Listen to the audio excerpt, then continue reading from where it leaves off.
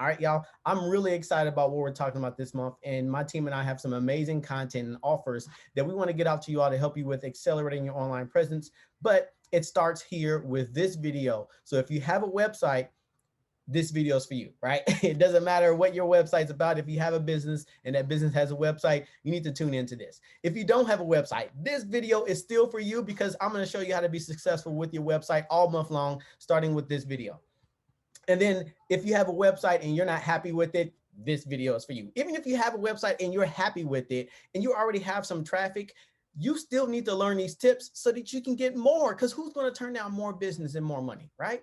Nothing, nobody. All right, so take a moment, like this video, share with your friends, family, and let's get it popping. Okay, so today I'm going to be dropping some secrets and 5 tips to turn your website into a marketing machine. All right, having a website with no traffic is like a fish with no water, peanut butter, no jelly, Kool-Aid, no water. Y'all know the deal, right? You can't grow your business without traffic coming to your website, because then otherwise people will not know what you're offering. And of course, when they're looking for your website, if it's hard to find, you're obviously not going to get the traffic. And if you don't get the traffic, you don't get the form submissions, you don't get the purchases, and your business can't grow online. All right. Your website is your 24-hour marketing machine. All right. I'm going to go ahead and go with the first tip. And the first tip that I have here today, the first secret to turning your website into a 24-hour marketing machine is on-page SEO. What does that mean, right? What does on-page SEO mean? All right. So let me break this down for you in a moment. But I want to preface this by saying me and my partner and my friend Jacob Mills talked about SEO a couple months ago. So if you want to see that video and get a breakdown about what SEO is, then go ahead and click the link in my profile to go view my videos album, and you can see more details about what SEO is and how it can help you growing your business online. But let me start from the beginning and break down what SEO is. SEO stands for search engine optimization. It is the process to improve your websites or your brand's visibility on search engines like Google, Bing, YouTube is now a search engine. Even Amazon is considered a search engine now. So all those different platforms are a place that people go to find information, products, and services. And if you're not visible on them, then people are obviously going to have a hard time finding you. And as a result, you're going to get less traffic. But if you can improve your search engine presence, then you'll get more traffic because people will find you using keywords that are related to your brand. Keywords are a buzzword in SEO, okay? Again, SEO being search engine optimization. Keywords are the words that people use or type into the search bar when they're looking for a product, service, solution, goal, advice, videos, whatever content they're looking for. They're going to use certain words to find it, and you need to know what those words are, okay? So the first thing that I'm going to recommend that you do for your on-page SEO is to ask 10 people, if you were looking for blank, whatever your product or service is, what words would you use in a search? Create a library or a list, or you can even use an Excel spreadsheet and drop in the words that people give you, right? The top 10 words that people give you, you'll find that there's going to be at least 1 or 2 words that people will say in common. Those are your key primary focus keywords. You need to focus on those, okay? Those keywords are what you need to have on your website, on your web page, okay? So on-page SEO means what are the things that you're going to do on the actual web page of your website in order to improve its visibility on search engines. The first advice that I would give you for that is to take those keywords that you did a little bit of research on, and if you want to take it to the next level, ask 100, ask 1,000 people, right? Whatever search words that people say and respond to you with, you want to make sure that those search words, those keywords are in your page titles, okay? Your page titles is the big text that shows, hey, what page you on? This is the home page. This is the about page. This is the services page. Whatever page title it is, you want to add an addition to it that has that keyword in it. A good example is if people went to your homepage, there's a way that you can change the title of your homepage in whatever system that you're using to who do we have watching? Let's say Tamika, for example. I know she sells candy apples and stuff. So she might put, you know, such and such sweet treats / or a dot or a dash, candy apples, chocolates, and more. Because she has candy apples in the actual page title, it increases her website's visibility. You want to do the same thing for your website page titles. So That's a really, really good way to improve your on-page SEO. Do the same thing for your page headings. Once you scroll down the web page, you'll see that there are certain paragraphs, and those paragraphs have a title case, and it's that font is usually a little bit bigger. It may even be bold, but you can tell that, hey, this indicates that I'm at a new section of this page. That is called your page heading. You should use keywords in at least one of your page headings on your page as well. Okay, that will also help with your search engine visibility, because if people are searching for it, one of the first things that the Google bot is going to do is search every website in its entire index or library that is on the website and find which ones have those keywords in it. And based on which ones have the most keywords on it, and among other things, they're going to display those pages in a certain order so that the whoever is searching for it will see them based on the priority, based on the level of importance, and of course, based on the level of relevance. If you want to improve the amount of traffic that you'll get, you have to use those keywords in your page titles, page headings, and even in the body of your page text. And there's also this invisible text that you'll see on your website. It is called meta description. If you're watching this, type meta description in the comments, or just repeat it after me. Meta description, right? There you go. Meta description, whatever content management system or HTML or code that you're using to build your website, there is an area where you can add a meta description. Now, people who are visiting your website cannot see the meta description. However, the meta description is what the search engines will find and will read and will see. You want to make sure that your keywords are in that too. So those are some ideas that you can do to create your on-page SEO. When you do that, that's going to make your website and your brand and your content more visible on search engines. And as a result, you'll get more traffic that you didn't even ask for because people are asking for you. Isn't that wonderful? All right. All right. So let's move on to tip number 2. All right. Tip number 2, secret number 2, and the ingredients behind it is off-page SEO. Every link that comes from somebody else's website to your website is like a vote telling the search engines, hey, this is an important website and you should show this more often. So you can do things like join your local chamber of commerce. When you do that, they'll create a directory listing, and in that directory listing, they're going to drop in a link to your website. Now, because they are a chamber, right, they have a significant amount of influence and authority. And as a result, Google and other search engines are going to respect their recommendation and their link to your website and say, hey, this is an authoritative source. So therefore, this is a legit link. And because it's a legit link that has all the keywords that we just previously talked about, then this is some relevant content that we want to display for our users that are searching these keywords. So you definitely want to build your online network so that you can get listed in directories and in other key influencers and brands' websites so that they can drop a link to your website. And as a result, you get more and more votes that are going to rise you up to the top of search engine listing. Excuse me.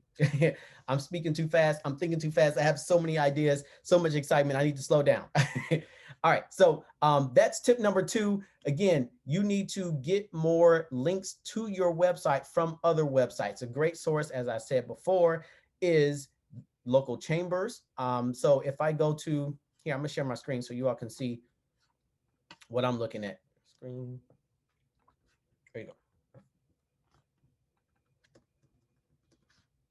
All right, so I'm on the Tallahassee Chambers website, and you'll see that there's an advertising media section.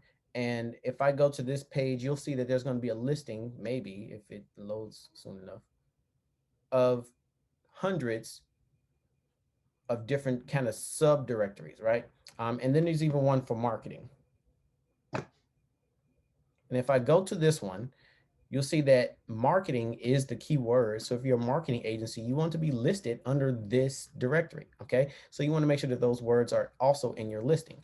As a result, you can see that there's Sinclair Broadcast Group, and here is a link to their website. This chamber does very good about listing, or at least making the option available for their members to have the website addressed on their listing. And as a result, they'll get more traffic, okay? Another good option is, I don't know if people still use it anymore. Let's see. Foursquare. Foursquare is an app that people use to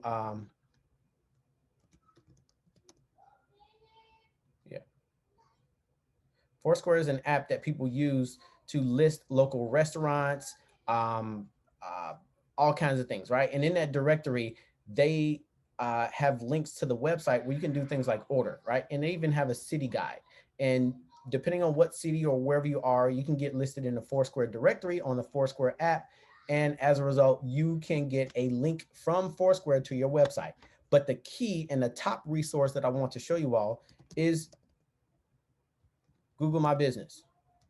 So if you go to business.google.com, you'll see that there's a way that you can list your business. And as a result, you'll create a listing like this, right? And once you have it, you can verify it by verifying your address. They'll ask you for your address. And here you can manage your Google listing, and you'll literally be on Google Maps.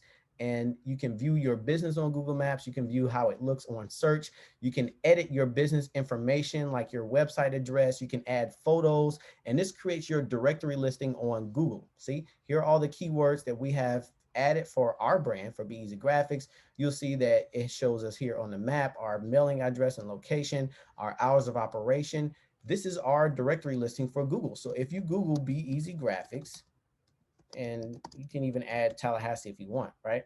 You'll see our listing over here on the right, and there is a link to our website. So if you click this link, it's going to take you to our website. And as a result, because that link is there, Google will obviously trust itself and its own directory listing for our business. And they're going to further rank us higher when people search keywords like, I don't know, marketing agency Tallahassee. Let's see if we still show up there. So if I search marketing agency Tallahassee, oh, there we are. It obviously is in one of my starred places, but we're at the very top of the result. Of course, this is personalized for me because I look up our company a lot, but there it is, right? And it also varies by location and where you're at. So it is very important that you have a Google My Business profile. I'm going to drop the link to this in the comments so that you can do this and improve your website's search engine visibility. So the link is business.google.com. Create your listing, improve your website's off-page SEO with Google Business and Google Search Console, okay? Those things will help you make sure that your business is available for Google to search and find, especially for certain keywords. And any other directories or websites or organizations and associations that you can join, ask them if they will provide a link from your listing and from your partnership to your website. And as a result, you'll get more off-page SEO and more traffic because you're going to have referrers, as we call them. All right. So that's tip number 2, off-page SEO. Well, let's go on to tip number 3. Tip number 3 is blogging. All right, so this is a touchy subject because there are a lot of people who are uncomfortable with writing and blogging, okay? But I'm gonna tell you that this is one of the best things that you can do to improve your website's traffic. And the reason is because even if people don't purchase from a product, service, or brand, they're still going to search for the information in order to make a decision about who they might buy from, or to find a trusted source for information and become a promoter of your brand. And if you're not putting any information out there, as a result, people are not going to see you as an authority or a leader in your industry, okay? You want to be positioned as an industry leader. And one of the best ways to do that is to write some blogs. So add a blog feature to your website, use the keywords that people are searching for related to your products and services in the blog title, in the blog headings, and the blog body and text, okay? Even in the images, you can add text to the images and alt text to the images, which is basically the description or the caption of the image, but for, you know, the visually impaired or search engines to see and identify. All right, so all those details are important, but blogging, most importantly, is especially helpful because search engines, once again, like Google, Yahoo, Bing, they love seeing fresh content pop up on the web. So every time you post a new blog post, it sends a trigger to Google and the other search engines that, hey, there's some fresh content that you need to check out and read and add to your library of all the content and websites on the internet. And if that content is related to a very popular search, then guess what? your blog post might show up before your website because it's exactly what people are looking for. A good example of a blog post or even a blog post title is to use something that people are literally searching and typing into the search engines. So for example, if you're doing something like, let's say that you have let's say you sell hair, for example, right? Or you make wigs. Someone might Google how to make a lace wig, right? So why not create a blog post that says 5 tips to create a lace wig, or even just title it plainly, how to create a lace wig. As a result, when you put that title out there and it matches exactly with the search query, you're going to get a whole lot more traffic, and your website is going to be boosted even further because you're providing the information and content that people are looking for. So blogging is extremely important for your brand and to position your brand and to strengthen your brand's position, both on the internet and with your target audiences and customers. Best of all, search engines will love you. And when they love you, they send you more traffic. And then you get more traffic, you get more inquiries for your service, you get more sales. That's pretty much how it works. But depending on type of the industry you're in, there are a couple of things that you might need to do to improve your conversion rate on your website. All right. What is a conversion rate? Let me break that down for you. I need to scoot up my chair a little bit. There we go. All right. So conversion rate is the rate in which the people who visit your website, so let's say you had 100 people visit your website, but only 2 people made a purchase, or maybe 5 people completed a goal that you had set, which is making a purchase or filling out a form or subscribing for your email list. You basically divide the actual people who completed the goal divided by the number of people who visited the page. So if you had 100 people visit the page and only 5 people completed the goal, right? Whether the goal was to purchase something, sign up, or drop in their email and name, then your conversion rate is 5%. 5 divided by 100 is 5%. So 5% is actually pretty good. Industry average is about 2 to 3%, depending on what your industry is. It could be higher or lower, but on average, it's somewhere between 2 to 3%. So if you get 5%, you're in good shape. So if 100 people visit your website and 5 people complete a goal, you're winning. Okay. But the goal is to increase and measure that conversion rate. If you want to do that, there are 2 things that you need to do. One, obviously you need to optimize or improve or personalize the content that's on your website for the people who are visiting. If it has nothing to do with what their problem or goals are, then you're obviously writing and creating content that is not relevant to them. Or sometimes people make the mistake of only putting products on the website and not telling people why it's important or how it might change their life or make it better or provide them what they're looking for. You should still add something on there. And what that something is called a call to action. All right. Call to action is when you actually ask your visitors to take an action, a desired action. Sign up today to get discounts and offers delivered to your inbox. That could be a call to action for getting more email subscribers. Um, if you're selling products or services, a lot of people are selling clothes. A lot of people are retailing products. So if you're selling those products and services, come up with reasons why that product or service is good for that person. For example, if you're selling, professional attire for women, then say, hey, it's time to boss up with this new look. Click here to add to cart, or click here or buy 2 and get 1 free. Add a discount or offer, but you need to have some kind of call to action that's going to encourage the visitors to do something when they visit your website. Because otherwise, they're just going to be looking through and they're never going to make a decision, especially if you don't ask or give them a reason why they should. All right. So, one of the best things that you can do if you have that kind of website, especially if you have an e-commerce website, is to add forms and call to actions to your website. That's your tip number 4. The reason why this is especially important for e-commerce visitors is because if someone never adds something to cart, or if they never make a purchase, you'll never know who visited. You'll never know if they were male, female, where they came from. No, you have no information on it. So if you ask for the information with the email sign up form, or click here to download this free resource, this checklist, whatever it is going to make their lives easier. Come up with some kind of content to offer them that's free. When it's free, it's low friction, as we call it. As a result, you're going to get more form submissions, and then you can add them to your email list and send them discounts and offers and increase the likelihood that they'll actually make a purchase. But if you do not have those call to actions or forms on your website, people are just going to be passing through. And that's a huge miss, because it's like people walking straight from the front door to the back door of your house and never saying hello, and you have no clue who the person is. That's just weird. Okay, they're all in your private stuff, and you have no clue who's watching and what they're looking at. You could have made a really good friend out of them, but you would never know because you never ask. You have to ask, and the way you ask is with forms and call to actions. Okay, so add those forms and call to actions to your website. Here's a quick tip about the forms and call to actions. The shorter the form, the more likely that they're going to fill it out. So something as simple as the first name and email address will get more signups and submissions than if you ask for their phone number, email, first name, last name, social security number, all that information.